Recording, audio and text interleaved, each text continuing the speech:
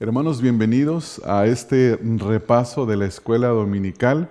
Como ustedes recordarán, hemos llegado a la lección número 2. Y en la primera lección titulada El dilema divino del Evangelio, aprendimos quizás una de las preguntas más importantes en todas las Escrituras, la cual dice de la siguiente manera: ¿cómo puede Dios ser justo y aún así mostrar justicia con aquellos que deben de ser condenados? O dicho de otra manera, ¿cómo puede ser justo y el que justifica al hombre pecador?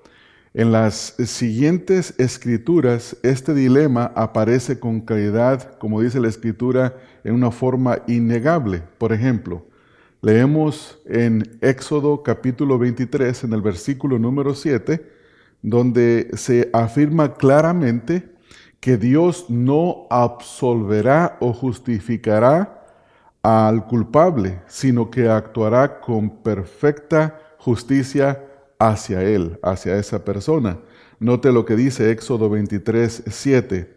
De palabra de mentira te alejarás, y no matarás al inocente y justo, porque yo no justificaré al impío. Esta última frase de este versículo es sumamente importante que prestemos atención a ella. El principio ahí dice que Dios no justifica al impío, o sea que no lo trata como un inocente, sino que el impío ante los ojos delante de Dios es culpable.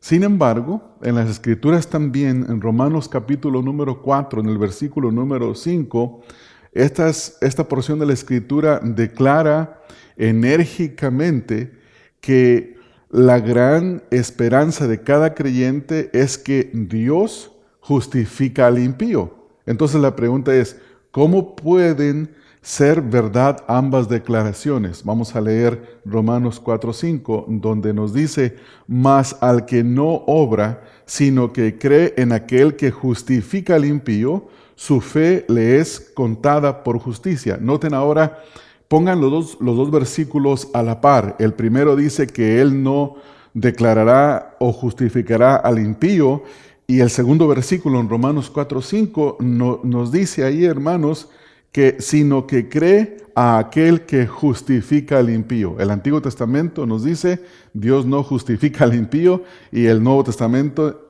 pareciera como si lo contradijera.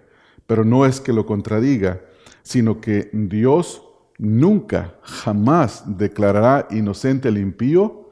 A la misma vez, Dios es el que justifica al impío. Entonces aquí parece haber un dilema aparente. Y la pregunta entonces es de la siguiente manera: ¿cómo es que la verdad revelada en Éxodo 23:7 y Romanos 4:5 pueden ser reconciliadas? Pero hay otro versículo que también consideramos, y es el de Proverbios 17:15, donde dice: el que justifica al impío y el que condena al justo, ambos son igualmente abominación a Jehová. Entonces la pregunta es: ¿cómo se resuelve este dilema? ¿Cómo es que la verdad revelada aquí en Proverbios 17:15 y la verdad de que Dios justifica al impío en Romanos 4:5 ilustran el dilema divino? Y este es el dilema que estuvimos viendo. Otra pregunta es: ¿cómo puede Dios justificar al malvado de manera que no sea abominable, detestable a su santo y justo carácter? Ahora aprendimos que la respuesta es que una de las más grandes declaraciones de la Escritura es que nada es imposible para Dios. O sea que Dios puede hacer estas cosas. El mismo Dios que rectamente condena al malvado se hizo hombre y murió en lugar del malvado. Dios no ignora o renuncia o pervierte las demandas de su justicia para justificar al malvado.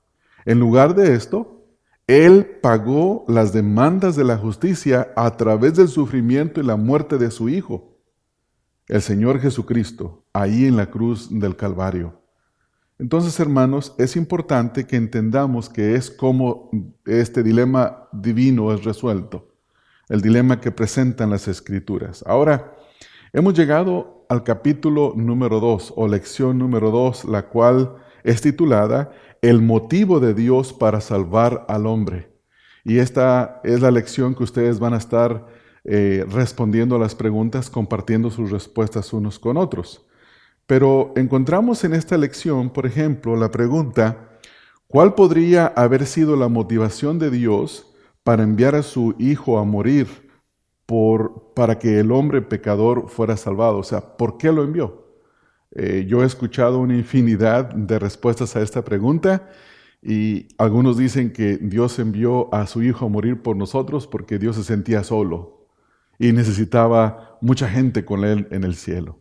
O que Dios lo envió a su Hijo porque nosotros tenemos un valor incalculable, somos demasiado valiosos y que por esa razón Dios envió a su Hijo. Sin embargo, una de las verdades más humillantes que encontramos en las Escrituras es que Dios no necesita nada de nadie. Él es el único ser autosuficiente. Esta es una de las características, uno de los atributos de Dios, una de sus perfecciones. Él no necesita nada de nadie. Todos necesitamos todo de Él, pero Él no necesita nada de nadie. Él es el dador, Él es el sustentador de todas las cosas.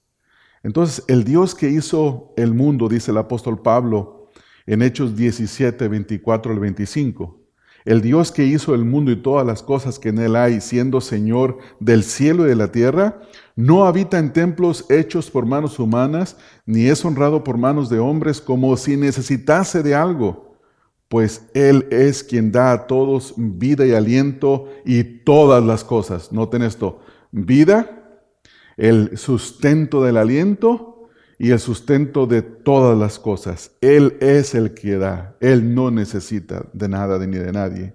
Entonces, la pregunta es: ¿por qué Dios envió a su Hijo a morir por nosotros, para rescatar al hombre pecador y malvado?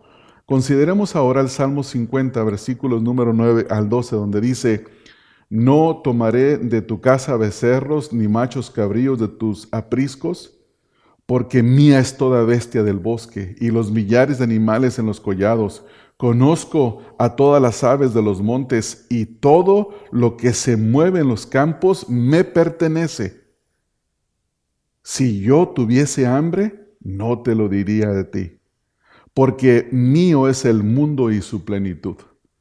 Qué declaración tan más gloriosa y al mismo tiempo tan más humillante para el ser humano. Entonces, si Dios no necesita nada, la pregunta es: ¿qué entonces movió a Dios a enviar a su Hijo único para salvar al hombre pecador? De acuerdo con las Escrituras, Dios lo hizo para la alabanza de su propia gloria y por el gran amor con que nos amó. Es decir, que hay dos razones. La primera es que lo hizo para su propia gloria y la segunda por el gran amor con que nos amó. La primera verdad es declarada en Romanos 11:36, donde dice: porque de Él, por Él y para Él son todas las cosas, a Él sea la gloria por los siglos de los siglos. Amén. Nos dice Dios de sí mismo que el fin de todas las cosas son para Él.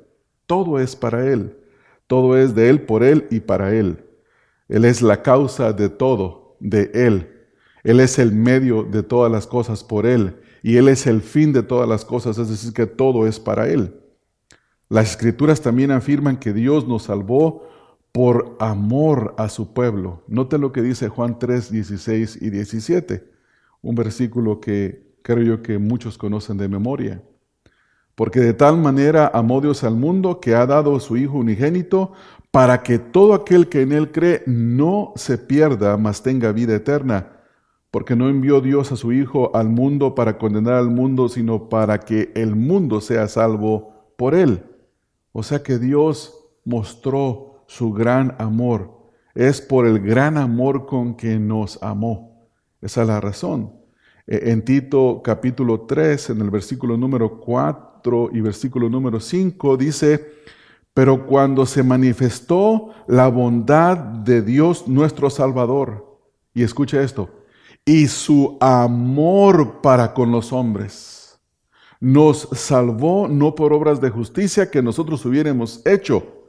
O sea que esa no es la razón por la que nos salvó, sino por su misericordia, por el lavamiento de la regeneración y por la renovación en el Espíritu Santo. O sea que este versículo aclara que esa fue la razón. Entonces, hermanos, nosotros debemos de quitar de nuestras mentes totalmente cualquier razón de por qué Dios envió a su Hijo al mundo para salvar al hombre pecador. La única razón o las únicas dos razones que declaran las Escrituras es que Dios lo hizo para la alabanza de su gloria y por el gran amor de Dios para su pueblo, es decir, para los elegidos, para aquellos que en la eternidad Dios eligió para salvación.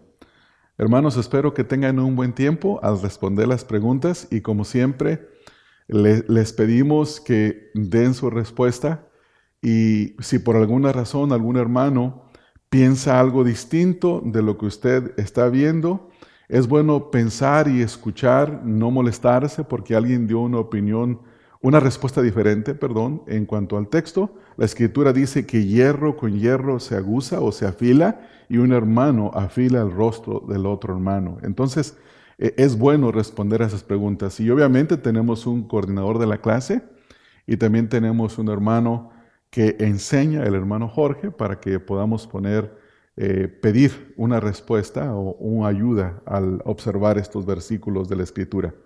Que el Señor les bendiga.